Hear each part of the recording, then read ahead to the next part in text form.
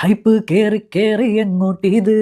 ഈ പാട്ടാണ് എനിക്ക് ശരിക്കും പറഞ്ഞാൽ ഫ്രാൻസ് നോർവേയിൽ അതൊന്ന് അനൗൺസ് ചെയ്തപ്പോൾ തന്നെ എനിക്ക് തോന്നിയൊരു സാധനം. ഇനിയിപ്പോൾ ഹാലൻഡ് എംബാപ്പയുടെ ഒരുമിച്ചുള്ള ഒരു ചെറിയൊരു ഫുട്ടേജ് കളിക്ക് മുന്നേ കാണിച്ചായിരുന്നു. എംബാപ്പ ഒരു എന്താ പണി എന്നൊക്കെ ഉള്ള രീതിയിൽ പോയി സംസാരിക്കുന്നത്. ഈ കളിയെപ്പറ്റി എനിക്ക് അധികമൊന്നും പറയില്ല. എൻ്റെ പേഴ്സണൽ ഒരു എക്സ്പീരിയൻസ് വെച്ച് തന്നെ ഞാനത് പറയാം.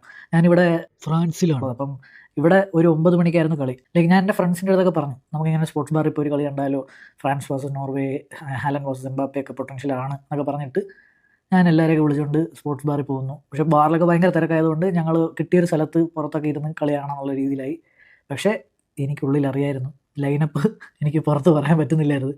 കാര്യം ലൈനപ്പ് എന്ന് പറയുന്നത് 10 സ്റ്റാർട്ടേഴ്സിനെ അവർ കളിപ്പിച്ചു, ഇൻക്ലൂഡിങ് ഒഡെഗാർഡ്, ഹാലൻഡ്, എല്ലാവരും. ലൈനപ്പ് കണ്ടപ്പോൾ എനിക്ക് ആദ്യം തോന്നിയതെന്ന് പറഞ്ഞു കഴിഞ്ഞാൽ ഇവരെയൊക്കെ വിളിച്ചു പോയി എനിക്ക് ഇനി തെറി കിട്ടുമെന്നുള്ള രീതിയിലായിരുന്നു. പക്ഷേ എനിക്ക് പറയാനും പറ്റില്ല, കാര്യം ഓരോ കമ്മിറ്റ്മെൻറ്റ്സ് ഒക്കെ മാറ്റി വെച്ചും അതൊക്കെ പെട്ടെന്ന് തീർത്തിട്ടൊക്കെയാണ് ഈ കളിക്ക് വേണ്ടി വന്നത്. പക്ഷെ അങ്ങനെ വന്നവർക്കൊക്കെ നോർവേ നല്ല രീതിയിൽ കൊടുത്തിട്ടുണ്ടെന്നുള്ളതാണ്. ഈ കളി എങ്ങനെ ഉണ്ടായിരുന്നു വെച്ച് കഴിഞ്ഞാൽ സമ്മപ്പ് ചെയ്യുന്നതിൻ്റെ ഒരു വീഡിയോ ഞാൻ കാണിച്ചു തരാം. ഇതാണ് ഇവിടെയുള്ള കളി കണ്ടുകൊണ്ടിരിക്കുന്നവരുടെ അവസ്ഥ. അതായത് കളിയൊക്കെ ആ വഴിക്ക് നടക്കുന്നുണ്ട്, വീട്ടിലെ കാര്യങ്ങളും കൊച്ചു വർത്താനൊക്കെ പറഞ്ഞ് ഇങ്ങനെ ഇരിക്കുകയാണ് എല്ലാവരും. കാര്യം കളി വെരി ഡെഡ് കളിയായിരുന്നു. ഞങ്ങൾ അവസാനം ഒരു 60-70 മിനിറ്റ് ആയപ്പോഴത്തേക്ക് അങ്ങ് എണീറ്റ് പോയി എന്നുള്ളതാണ്. ഇതിൽ നോർവേനെ കുറ്റം പറയുന്നവരോട് എനിക്ക് പറയാനുള്ളത്, ഈ സിദ്ദിഖ് ഒരു സിനിമയിൽ ആരോ പറയും ആണാണെങ്കിൽ എന്നെ അഴിച്ചിട്ട് അടിയിടാന്നൊക്കെ പറയും. അപ്പോഴത്തേക്കും സിദ്ദിഖ് പറഞ്ഞ ഡയലോഗുണ്ട്, മണ്ടത്തരം കാണിച്ചിട്ടാണ് അവിടെ ആണത്തം കാണിക്കുന്നത് പറയുന്ന സാധനമുണ്ട്. അതാണ് എനിക്ക് തോന്നിയത്. ലൈക്ക് അവർ കെയർ ചെയ്യുന്നില്ല. അവർക്ക് ഇനി ഫുൾ ടീമായിട്ട്, ചിലർ പറയുന്ന ഫുൾ ടീമായിട്ട് കളിച്ച് ഫ്രാൻസിനെ ഒന്ന് പിടിച്ചിരുന്നെങ്കിൽ, ഫ്രാൻസിനെ ഒന്ന് എന്താ പറയുക തോപ്പിച്ചിരുന്നെങ്കിൽ ഒരു ചരിത്രമാവും. Like they are pragmatic.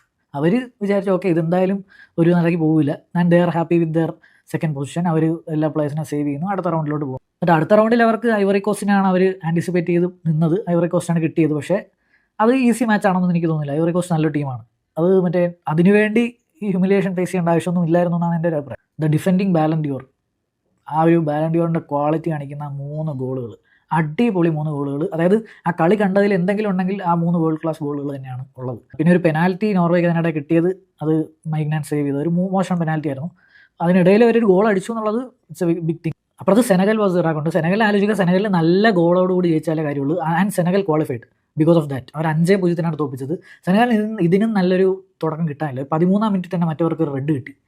അതോടുകൂടി 10 പേരായിട്ട് ചുരുങ്ങിയിട്ട് ഫസ്റ്റ് ഹാഫിൽ 1-0 സ്കോർ. പക്ഷേ second Hafil with ഇലിമാൻ അൻഡിയായ and ഗുയി and all coming അവർ കുറച്ചുകൂടെ സ്ട്രോങ് ആയി. സബ്സ് തന്നെ 3 ഗോളിന് 2 അസിസ്റ്റും ചെയ്തു.